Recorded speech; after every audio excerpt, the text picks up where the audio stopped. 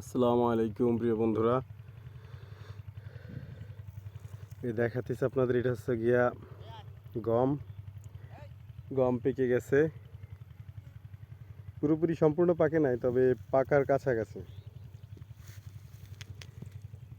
ইনশাল্লাহ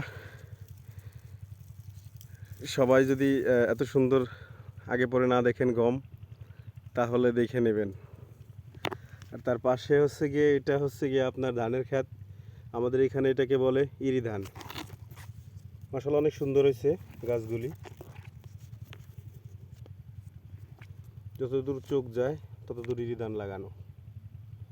খুবই সুন্দর মনোরম পরিবেশ। মাঠে ঘুরতে আসলাম আজকে, আসে দেখি অপরূপ দৃশ্য। ধন্যবাদ সবাইকে। ইনশাল্লাহ সবাই পাশে থাকবেন, ভালোবাসা দিয়ে যাবেন, ভালোবাসা নিয়ে যাবেন। আসসালামু আলাইকুম।